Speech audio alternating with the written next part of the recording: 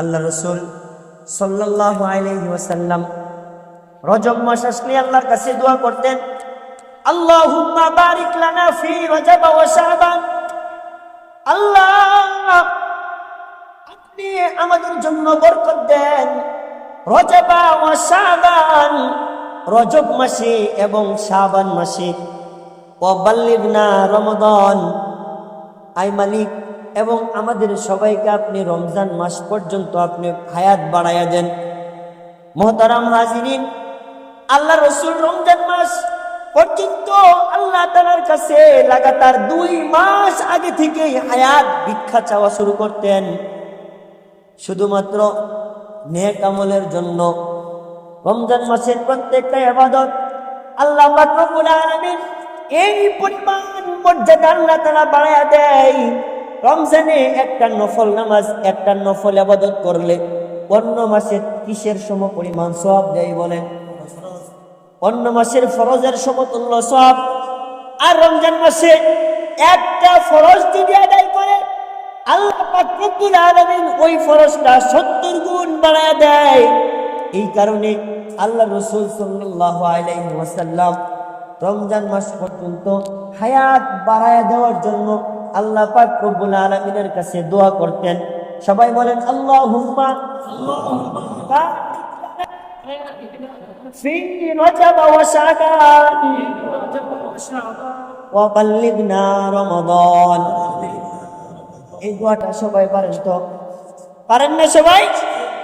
এই দোয়াটা এখন থেকে একবারে আপনার যখন মন চায় তখনই পড়বেন, সবসময় পড়ার চেষ্টা করবেন। দোয়া করলে ফজিলত আছে, দোয়া করলে আল্লাহ তাআলা হায়াত বাড়ায় দেয়। সুবহানাল্লাহ। আরো আস্তে কোন টান বেজা হইব মিয়া। দোয়া করলে আল্লাহ কি করে? হায়াত বাড়ুক। এটা আমরা কেউ চাই না। আপনারা চান আপনাদের হায়াত বাড়ুক, এটা চাননি? যদি চান কিনলে গিয়ে চান বলেন? কিসের জন্য? হারেন না কেটা কইছে নেকামলের লেগা? জিন্দেগিতে নেকার ডাহা মিশা কথা। হায়াত বাড়ানো আপনারা চান রমজান মাসের যে ইফতার পার্টি খাওয়ানোর লেগিয়া। অনেক মানুষ এমনও আছে খালি ইফতারি খায় না, মাগরিবের নামাজটাও পড়ে না। আছে না নাই? আছে না নাই? আছে। এই যে বুটকা বুটকা লোকগুলা, তাছাড়া দুম্বার মতো এক একটা মানুষ, এরা দেখলে জিন্দেগিতে মনে হইব না এর শরীরে কোনো অসুস্থতা আছে বলে। কিন্তু এই যে লোকগুলা একবারে সুস্থ সবল সুঠাম দেহের অধিকারী, রমজান মাস আসলে দেখা যায় এই সমস্ত ভালো ভালো লোকগুলাও রমজানের রোজার মতো বরকতি ইবাদত থেকে দূরে থাকে। কথা বলেন ঠিক কিনা? তাই এরা আবার নেকামলের লেগে হায়াত চায়। কি কোন? এরা নেকামলের লেগে হায়াত চায়। এরা চায় রমজান আইলে ব্যবসায়ীরা কয় ব্যবসাটা ভালো হইব, চাকরিজীবীরা ইড্ডাইতে বোনাসটা পামু, এই জন্যে একটু দরকার রমজান পর্যন্ত হায়াতটা কি করো? বাড়াইয়া দেও। সব কিছুই ওই সময় একটু কি থাকে? জমজমাট থাকে না। এই কারণে মূলত হায়াত বাড়ুক, এটা আমাদের চাওয়া। এই চাওয়াটা আমাদের কিনা উচিত না, আমাদের উচিত রমজানের ফজিলত অর্জন করার জন্য। তো মুহতারাম হাজিরিন, এই যে দোয়া, এই দোয়াটা করলে মুফাসসিরিনে কেরাম বলেন, মুহাদ্দিসিনে কেরাম বলেন, আল্লাহ পাক রব্বুল আলামিন এই দোয়া করলে 1 বছর হায়াত আল্লাহ তাআলা সে উত্তর বাড়ায় দিবেন। আল্লাহ রাসূল বলেন, আল্লাহুম্মা বারিক লানা ফি রজব ওয়া শাবান। আল্লাহ, আমারে রজব মাসে আর শাবান মাসে কি করেন? বরকত দেন। ওয়া বাল্লিগনা রমাজান, আর রমজান মাস পর্যন্ত আমার হায়াত বাড়ায়া দেন। বলেন এই দোয়াটা কয় মাস পড়বেন? কয় মাস পড়বেন? রমজানের আগে 2 মাস পর্যন্ত লাগাতার এই দোয়া পড়বেন। আচ্ছা বলেন, এই যে রমজানের আগে 2 মাস রজব আর শাবান, বলেন রজব মাস চলে যাওয়ার পরে শাবান মাসে কি দোয়া পরিবর্তন হয়নি? যে আল্লাহুম্মা বারিক লানা ফি শাবান ওয়া বাল্লিগনা রমাজান, এতটুক খালি করনি? তাইলে কি কর? রজব সহ করনি?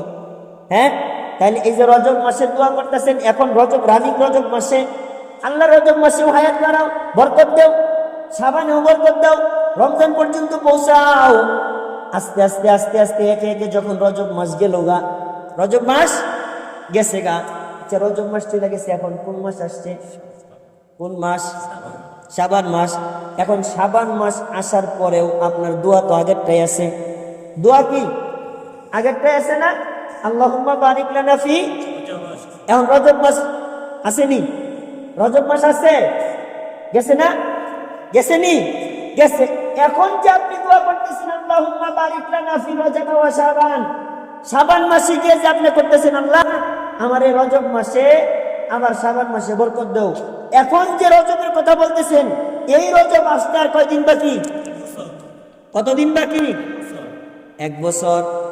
তাইলে মুহাদ্দিসিনে কেরাম বলেন যদি কেউ এই দোয়া লাগাতার পড়ে, মনোযোগ দিয়া পড়ে, একদম দিল থেকে আল্লাহ তাআলার কাছে এই আরজি পেশ করে, তাহলে আল্লাহ পাক রব্বুল আলামিন এই ব্যক্তিটার অন্তত 1 বছর হায়াত আল্লাহ তাআলা বাড়ায়া দিবে।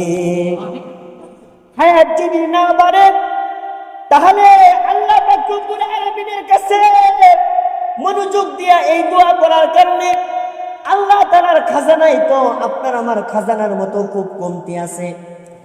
আল্লাহ তাআলার ভান্ডারের মধ্যে তো আমাদের ওই সিন্ডিকেট ওয়ালাদের গোডাউনের মতো 2 দিন পরেই শেষ, সিজন গেলে সবকিছু শেষ হয়ে যায়নি।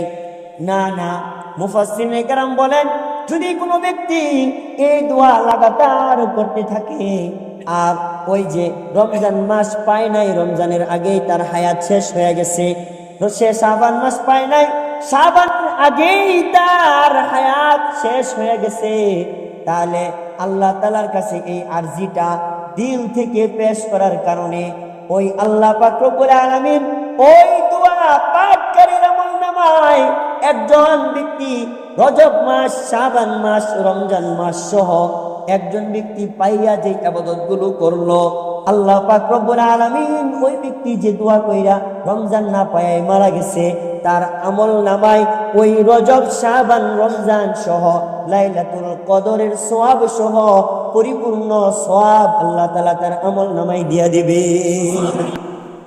আস্তে কন্যা সুবহানাল্লাহ। এই ফজিলত বুঝে আপনাদের কারো দরকার নাই। হাসন মাঠে মিয়া একটা নেকির জন্য আল্লাহ তাআলার প্রত্যেকটা বান্দা কত মানুষের কাছে দৌড়াদৌড়ি করবে, একটা নেকির জন্য কত সন্তান মায়ের পিছনে ঘুরবে, মা পরিচয় দিবে না। একটা নেকির জন্য কত বাবারা সন্তানের পিছে দৌড়াবে, কোন সন্তান বাবার পরিচয় দিবে না। একটা নেকির জন্য কত স্বামী স্ত্রীর কাছে, কত স্ত্রী স্বামীর কাছে, কত ভাই বোনের কাছে, কত বোন ভাইয়ের কাছে, কত বন্ধু বন্ধুর কাছে দৌড়াবে, কিন্তু কেউ কারো পরিচয় দিবে না। নবীরা পর্যন্ত ইয়া নাফসি বইলা দৌড়াইতে থাকবে, আল্লাহ আমাকে বাঁচাও, আমাকে বাঁচাও। আর ওই দিন যদি আপনি এই নেকামল একটা দোয়া করার কারণে যদি এত মহা বিশাল সওয়াব পায়া যান, হইতে পারে সেই সওয়াবের কারণে আল্লাহ আপনারে আমারে জান্নাতের ফয়সালা করে দিবে। তাহলে এই দোয়া করবেন তো এখন থেকে নিয়মিত। আশায়, কোন আশায়? কিসের আশায়? নেক আমলের আশায়। বড় আফসোস হয় এখন আমরা আমলের জন্য হায়াত চাই না, আমরা সুস্থতার জন্য হায়াত চাই না, আমরা হায়াত চাই দুনিয়ার যে স্বপ্নগুলো আছে সেই স্বপ্নগুলো আমাদের বাস্তবায়ন করার জন্য আমরা হায়াত চাই। সমাজের অবস্থা দেখেন, কত মানুষ তার কত স্বপ্ন। জিজ্ঞেন আপনার আর কি ইচ্ছা আছে গো? আর কিছু আশা নাই, আর কোনো আশা নাই। ছেলেটারে যদি কোনোভাবে বিদেশ পাঠাইতে পারতাম, ছেলেটারে বিদেশ পাঠাইতে পারলেই আমার আর এরপরে আমি বাঁচলেও আমার কোনো কিছু চাওয়ার নাই, মরলেও আমার কোনো আফসোস নাই। তার আফসোস হে জানি মরার আগে ছেলেটারে কি করতে পারে, ইটালি পাঠাইতে পারে। তাহলে এই যে বাঁচতেছে কিসের জন্য? আমলের জন্য। ও ছেলে বিদেশ পাঠাইবার লেগে বাঁচতেছে। কত মানুষ ফুলান্তের লগে আলাপ করে, তোর চাচায় ওই যে আমি জমির সাথে 10 কাঠা জমি বেচবো, বাড়ির সাথে হ্যাঁ বিদেশি জায়গা বিক্রি করবো, একবার কয় বিক্রি করবো, একবার কয় করবো না, এই হ্যান করে। এই জায়গাটা যদি বেচে লইতো আর এই জায়গাটা কিনে বাড়িটা মোটামুটি একটা সাইজ মতো করতে পারতাম, এরপরে বাঁচতেই কি আর মরলেই কি। কেউ রেজি গাইবেন, দেখবেন বুড়া হয়ে গেছে, দাড়িগুলা পাইকা সাদা হয়ে গেছে, চাচা কি আশা? কোনো আশা নাই, নাতি বুড়া দীক্ষে যাইতে আনলেই মোটামুটি আমার দুনিয়ার আশা ভরসা সব শেষ। আর কাউরে জিগাইবেন, কব নাতিন জামাইটা দেখতে পারলেই মনে হয় আমার আর কোনো আশা, দুনিয়ার আর কোনো আশা নাই। হ্যাঁ মনে হয় জানছে কব্বরে গেলে আল্লাহ জিগাইব, হ্যাঁ রে এই বুড়ারে জিগাইব, হ্যাঁ আপনার নাতি বউয়ের নামটা কি গো? হ্যাঁ জিগাইব আপনার নাতিন জামাইয়ের নাম কি? এটি কইতে পারলেই আপনার নাজাত, এটা জিগাইব নি? তাই না যে তার স্বপ্ন সে নাতিন জামাই দেখবে আর নাতির বউ দেখবে, কবরে কে এটা জিজ্ঞেস করবে যে তোমার নাতিন জামাইয়ের নাম কি? ওখানে তো আল্লাহ জিজ্ঞেস করবে তোমার রবের নাম কি, তোমার রব কে, তোমার দিন কি, তোমার নবী কে, এইটা জিজ্ঞাসা করবে। নেকামল কতটুকু নিয়ে আসছো এটা জিজ্ঞাসাবাদ করবে। অথচ একটা মানুষও সে নেকামলের জন্য বাঁচে না, সে বাঁচতে চায় তার দুনিয়ার খাহেশ পূরণ করার জন্য, সে বাঁচতে চায় তার সম্পদ পূর্ণ কইরা রেখে যাওয়ার জন্য, সে বাঁচতে চায় তার সন্তানের ভবিষ্যৎ কইরে তোর দিয়ে যাওয়ার জন্য। বলেন আপনি আমি মহিলা গেলে দুনিয়ায় আমাকে পুরাপান আর খাইতো না, কোনো খাওয়ান পাইতো না, না খাইতে না খাইতে মরবো। আপনি আমি এখন মারা গেলে আমাকে সন্তানগুলো না খায় মরবো, না খায় মরতো না, দুনিয়াতে আর বাচ্চার কিছুই থাকতো না। ফেরেশতারা সব চাইল এগুলো আসমানে উড়ে এলো, কোনো দোকানে আর চাল পাওয়া যেত না, ভিক্ষা করে কোনো চাল পাইতো না মানুষ, এমন হইতো না। বাজারে শাকসবজি কিচ্ছু থাকতো না, সব পাথর হয়ে অন্য পড়ে থাকবো। কি কন? তাইলে আপনি যে চিন্তা করতেছেন আপনি আপনার সন্তানের ভবিষ্যৎ করার জন্য নামাজ বাদ, রোজা বাদ, ইবাদত বন্দেগী সব আপনি হালাল হারাম সব কিছু ছাইরা আপনি সন্তানের ভবিষ্যৎ কইরা ছেড়ে যাওয়ার জন্য আপনি হারামও বাঁচলেন না, হালালও আপনি বাঁচলেন না, আপনি সুদও ছাড়লেন না, ঘুষও ছাড়লেন না, আপনি চাঁদাবাজিও করলেন, আপনি গরিবরে ঠকাইলেন, ব্যবসা করতেছেন কাস্টমাররে ওজনে কম দিলেন, আপনি 2 নম্বর জিনিস 1 নম্বর বইলা চালায়া তার কাছ থেকে 1 নম্বর জিনিসের দাম নিয়া সন্তানের জন্য আপনি রেখে গেলেন। নিয়া আপনি মরার পরে কবরে আপনিও চলবেন, আর যে সম্পদ রেখে যাইতেছেন সন্তানও এই সম্পদের কারণে সারা জিন্দেগি সেও দুনিয়াতে আগুনে জ্বলবে, দুনিয়ার আগুনে জ্বলবে। টাকা পয়সা হইলেই খুব শান্তি না? খুব শান্তি না টাকা পয়সা হইলে? গ্যাসি গানগা টাকাওয়ালা গো, হাই রে আমরা মনে করি বাড়িওয়ালারা কি সুখে আছে, হাই রে সুখ বাড়িওয়ালা গো। হেরা যে ফ্লোরে থাকে বাপরে বাপ কি টাইলস টেনে লাগাইছে হেগো ফ্লোরে, বাড়িওয়ালা নিজে থাকবো এই জন্য দামি দামি টাইলস লাগাইছে, একেবারে মার্বেল পাথর লাগাইছে। গরমের দিনে আর গরম হয় না, ঠান্ডা হয়নি এমনি এসে। আর এগোর যে খাওয়ান দাওয়ান প্রত্যেক দিন দিহি গুস্ত, ওই যে এমন গিয়া দেখেন কি জিকির করে, হ্যাঁ বাড়িওয়ালারা কি জিকির করতেছে, আশেপাশে একটু কান লাগাইয়া শুনেন। আপনার নিজের বাড়িওয়ালারা জিগাইবেন কি অবস্থা, কেমন আছেন, দিনকাল কেমন চলতেছে। আপনি যে বাড়িতে থাকেন আপনার ওই বাড়িওয়ালা কাট করে জিগাইবেন কাকু কি অবস্থা, ভাড়ার যে ডিমান্ড আপনার গো দিতে না লাগো, আপনারা একটা সময় ভাড়াই দিতেন না। কি কন?